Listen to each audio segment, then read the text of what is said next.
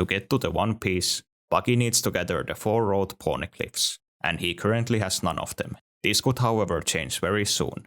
It could actually be that Buggy will start his race for the final island by going to Wano country and getting their poneglyph. However, this could result in an all-out war between the Cross Guild and the Samurai. Even though he is currently far behind in the race, Buggy could very quickly catch up to the other Yonko in gathering the 4 road poneglyphs. This is because Buggy was with Goldie Roger when he himself gathered the stones, and he knows exactly where 3 of the 4 road poneglyphs are. Wano country could well be where Buggy will go first and start his own hunt for the One Piece. The reason for this is that there is something on the island that Buggy would need in addition to the poneglyph to get to Laugh Tale, which we'll bring up later in the video. If Buggy were to go to Wano, he would actually end up meeting a lot of familiar faces. This is because Buggy has personal history with many of the Wano characters. In the past, it was not only Oden, but Momo, Hiyori, Nekomamushi and Inuarashi were also on the Pirate King's ship. In other words, Wano is currently being ruled by Buggy's former crewmates. After Kaido was defeated, Wano country officially became the territory of Luffy and the Straw Hat Pirates, and Luffy is right now a rival emperor to Buggy. And while Momo and the others may be former comrades with Buggy, they could have also heard that Buggy has become an infamous scoundrel in the past 20 years. In just the past 2 years, Buggy abused his position as a warlord to legally pillage the seas under the protection of the world government. He has now also partnered up with Sir Crocodile, who is a world-renowned criminal that orchestrated a civil war in Alabasta 2 years ago. Momonosuke might realize that it is his duty to protect the road poneglyph from people like Buggy, and that he and the samurai would fight him if he ever tried to take it. There is however another reason why the Cross Guild coming to Wano could result in violence. Even if they were to gather all the 4 road poneglyphs, the Cross Guild at the moment still would not be able to go to Laugh Tale. This is because they don't have any way to read the ancient language of the stones.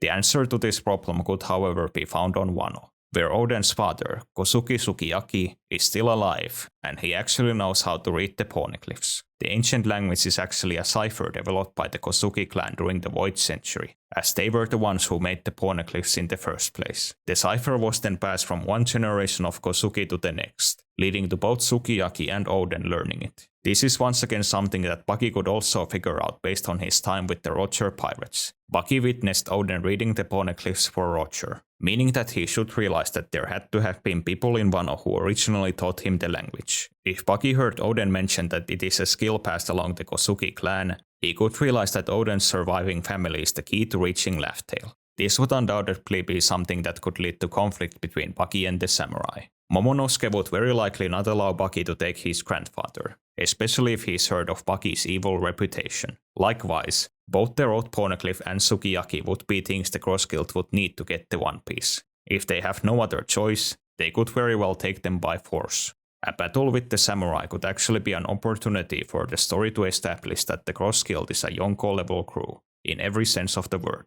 Even though the samurai required a lot of assistance from outsiders to take down Kaido, they are still a very strong fighting force in their own right. For example, Inuarashi and Nekomamushi were both able to defeat top Yonko subordinates during the Onigashima raid. The samurai would also be supported by Yamato, who's a really strong character, as she was able to contend with Kaido by herself for an extended period of time. Momonosuke himself is also no pushover. Now that he is physically an adult, Momonosuke could genuinely be one of the strongest characters in Wano. In just a few weeks of being physically an adult, Momonosuke was able to get a bigger reaction out of Creampool when they fought than any of the Scabbards, or even Yamato. What if, however, the Cross Guild demonstrated just how powerful they are by completely dominating all these fighters? What if it actually took just one man from the Cross Guild to subjugate all of Wano?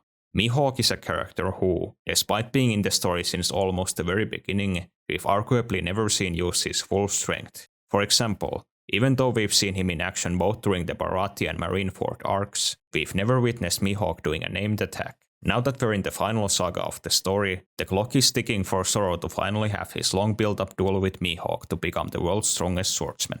This fight could have a lot more weight behind it, if Mihawk demonstrated just how strong he is by dominating other strong characters before his fight with Zoro. Mihawk fighting the samurai could actually serve as a great hint of just how strong he actually is. The last time we saw the samurai in action, they were fighting a Navy admiral in Green Bull. If Mihawk actually had a considerably easier time with the samurai than Green Bull, it could establish that the world's strongest swordsman is up there with the strongest characters in the story. This could be even more so because of the fact that the samurai were still recovering from their wounds when fighting Green Bull, whereas Mihawk could be facing them at 100% strength. An interesting thing to note is that it's possible that Mihawk himself has personal history with Wano. According to his Vivre card, Mihawk in the past scoured the world, looking for strong swordsmen to challenge him. As the land of swordsmen, it's natural that Mihawk would have at some point gone to Wano. Alternatively, it could be that he never did, as Kaido until very recently has been occupying Wano for over 20 years.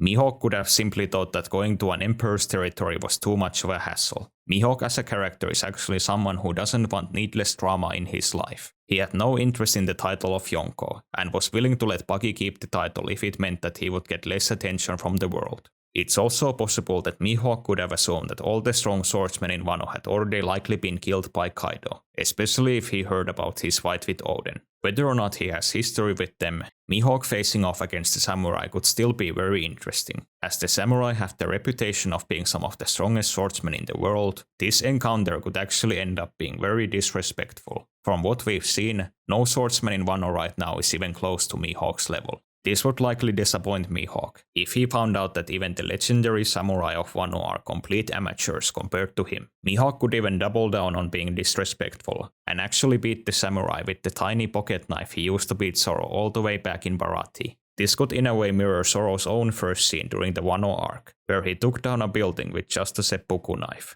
Ironically, while beating the samurai would build up Mihawk's strength, he still might not even need a named attack to conquer Wano. If something like this did indeed happen, and the Cross Guild were to beat the samurai, they would more than likely succeed in their mission to obtain the Old Poneglyph, as well as capturing Sukiyaki to translate the ancient language. This would admittedly be pretty low, even for someone like Buggy. Buggy as a young man seemingly respected Oden, and he actually spent a whole year with Momo and Hiyori when they were kids. Him not only invading their country, but also kidnapping their grandfather would be pretty evil. This is still, however, probably something that Buggy would do. Buggy has long since crossed the bridge on being a villain, as he himself demonstrated all the way in the beginning of the story at Orange Town. Kidnapping Sukiyaki would also not necessarily have to be that evil. For example, Buggy could still treat him well and promise to return him to Wano after he's found the One Piece. Admittedly, Wano getting invaded so soon after its liberation would be a big failure for Momonosuke.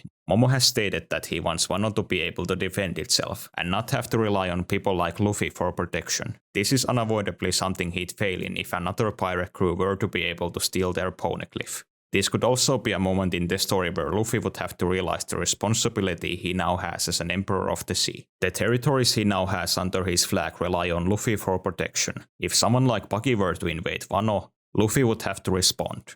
If he didn't, it would send the whole world a message that anyone can go and attack his territories. While this idea goes beyond the topic of this video, the Cross Guild attacking Wano could provide a good opportunity for Luffy to demonstrate his quality as a captain and as a leader, where he would have to decide what to do if those who are under his protection were attacked. The Cross Guild successfully getting the Poneglyph would naturally put them a step closer to claiming the One Piece, and they could follow this by next going to either Whole Cake Island or so, to get the second and third stones respectively. Naturally, because of his past with Roger, Buggy already knows that that's where the Poneglyphs are located, as well as how to get there. Before leaving Wano, the Cross Guild could actually chart a path to Zou, by having either Inuarashi or Nekomamushi hand out their river card that would lead them to their country. An invasion of Wano would also likely raise the bounties of the different Cross Guild members. While Luffy could temporarily get a higher bounty than Buggy after the Egghead arc, Buggy could immediately catch up to Luffy by successfully raiding Wano. Still, could it be possible that the Cross Guild would also want more from Wano than just the Poneglyph and Sukiyaki? The country does not only hold the keys to Laugh Tale, but it is also the resting place of ancient weapon Pluton. Crocodile himself has been searching for Pluton for years, and the sole reason why he targeted Alabasta back during the pre-time skip was because he thought that that's where the weapon was located. However, even if the Cross Guild were to invade Wano, I do not think they would at the same time obtain Pluton. This is because the Cross Guild has currently no idea that the weapon is actually located beneath Wano. The few Wano characters who know this secret would also have no reason to reveal this information, particularly to hostile invaders like the Cross Guild. Ironically, this would mean that Crocodile would be literally walking right over Pluton if he ever went to Wano. There is, however, another pirate crew that could come and claim Pluton from Wano in the near future. It could be that Wano will actually suffer not one,